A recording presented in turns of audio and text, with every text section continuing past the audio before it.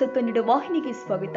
ಅರಸೀಕೆರೆ ತಾಲೂಕಿನ ತೆಂಗು ಬೆಳೆಗಳಿಗೆ ರೋಗದಿಂದಾಗಿ ರೈತರು ನಷ್ಟ ಅನುಭವಿಸುತ್ತಾ ಇದ್ದು, ಕೇಂದ್ರ ಹಾಗೂ ರಾಜ್ಯ ಸರ್ಕಾರ ಪರಿಹಾರಕ್ಕೆ ಧಾವಿಸಬೇಕು ಅಂತ ಆಗ್ರಹಿಸಿ ಇಂದು ನಗರದ ಪ್ರವಾಸಿ ಮಂದಿರದಲ್ಲಿ ಗೃಹ ಮಂಡಳಿ ಅಧ್ಯಕ್ಷ ಹಾಗೂ ಸ್ಥಳೀಯ ಶಾಸಕ ಕೆಎಂ ಶಿವಲಿಂಗೇಗೌಡರು ಪತ್ರಿಕಾಗೋಷ್ಠಿ ನಡೆಸಿದರು.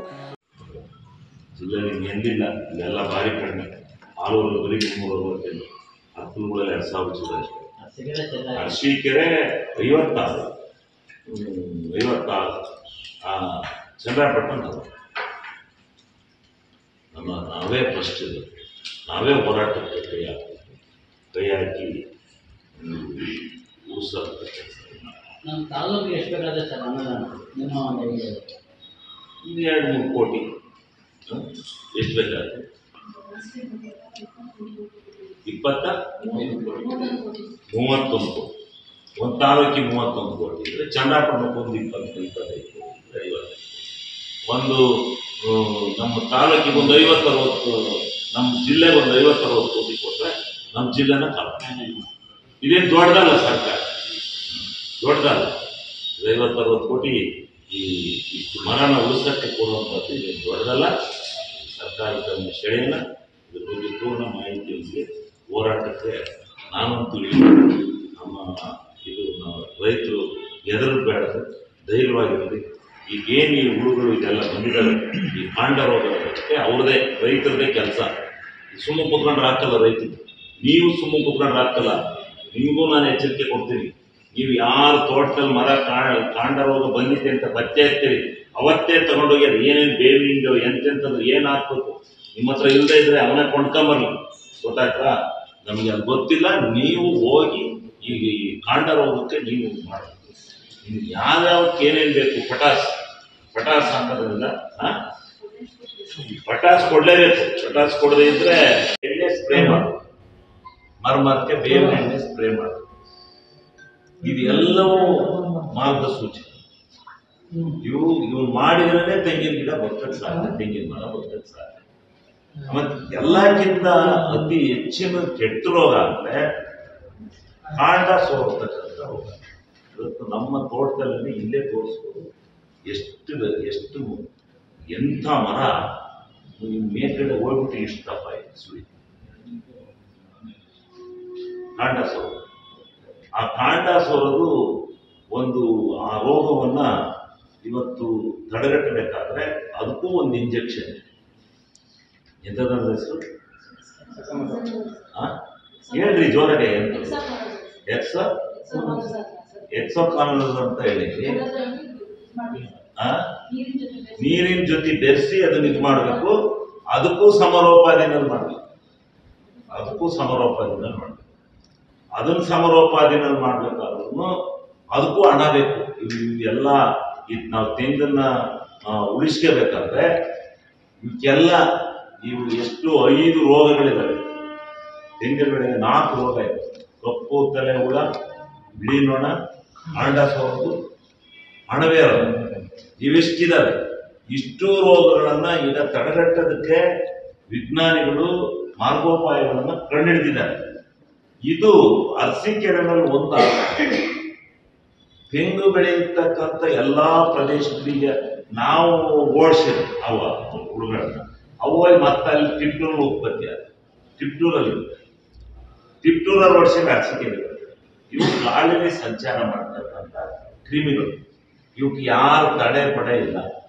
ಇವನ್ನ ಪೂರ್ಣ ಪ್ರಮಾಣದಲ್ಲಿ ಸಮರೋಪಾದಿನಲ್ಲಿ ಸ್ವಲ್ಪ 100 ಕೋಟಿ ಹಣವನ್ನ ಕೊಟ್ಟು ಇದನ್ನು ಏನಾದರೂ ಮಾಡದೇ ಇದ್ರೆ ಬಹುಶಃ ನಾವೆಲ್ಲ ಏನು ಕೊಬ್ಬರಿ ಬೆಲೆ ಬಂತು ಅಂತ ಹೇಳಿ ಸಂತೋಷದಿಂದ ಬೀಗ್ತಾ ಇದ್ವಿ, ಇದನ್ನು ನಾವು ಹಾಳು ಮಾಡಬೇಕಾಗುತ್ತೆ.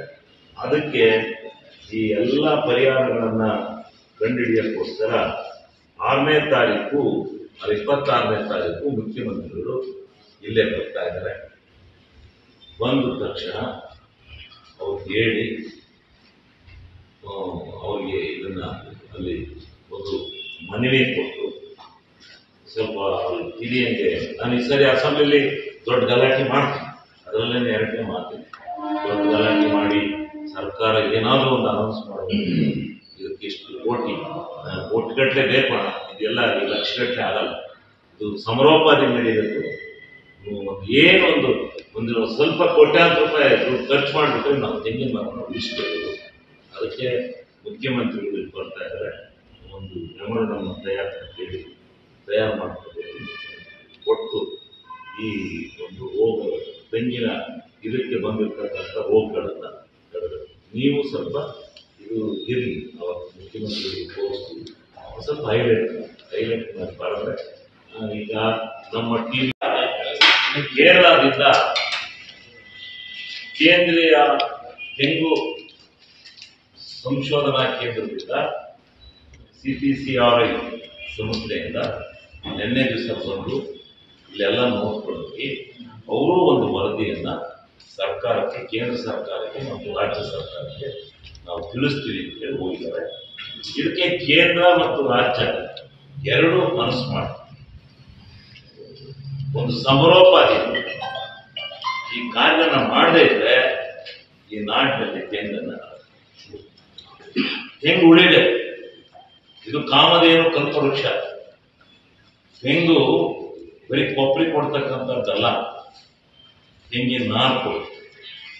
ಏನೇನು ಉತ್ಪತ್ತಿ ಆಗುತ್ತೆ ತೆಂಗಿನಿಂದ, ಎಣ್ಣೆ ಕೊಡುತ್ತೆ. ಪ್ರತಿಯೊಂದು ಪದಾರ್ಥಗಳು ಕಾಮಧೇನು ಕಲ್ಪವೃಕ್ಷ ಅಂತಕ್ಕಂಥದ್ದೇ ಇದೊಂಥರ ಕಲ್ಪವೃಕ್ಷ ಇರ್ತದೆ. ಇದನ್ನು ಕಳ್ಕೊಳ್ತಕ್ಕಂಥದ್ದಲ್ಲ. ಕೂಡಲೇ ಸರ್ಕಾರ ಧಾವಿಸಿ ಬರಬೇಕು.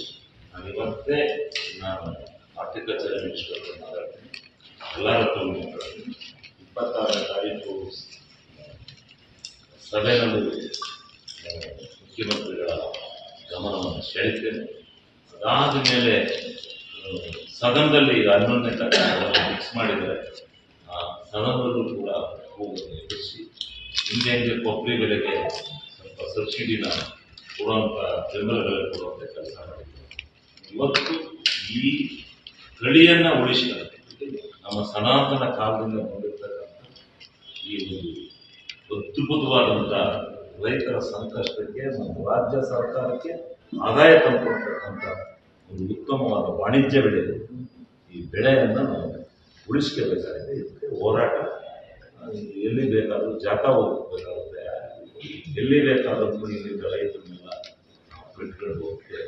ತಯಾರಾಗಿ ಸರ್ಕಾರದ ಜೊತೆಯಲ್ಲಿದ್ದು ಸರ್ಕಾರದ ಮನಸ್ಸೆಳೆದು ಈ ಕೆಲಸವನ್ನು ಮಾಡಿ ಇದನ್ನು ಉಳಿಸಿಕೊಳ್ಳುವಂಥ ಕೆಲಸವನ್ನು ಮಾಡ್ತೀವಿ.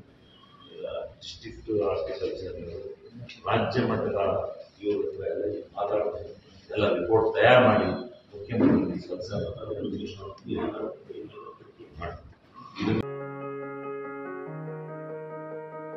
ತಾಜಾ ಸುದ್ದಿಗಾಗಿ MTV ನ್ಯೂಸ್ 24/7ಗೆ ಸಬ್ಸ್ಕ್ರೈಬ್ ಮಾಡಿ ಮತ್ತು ಬೆಲ್ ಐಕಾನ್ ಅನ್ನು ಒತ್ತಿ. ತಪ್ಪದೇ ಲಿಂಕ್ ಶೇರ್ ಮಾಡಿ.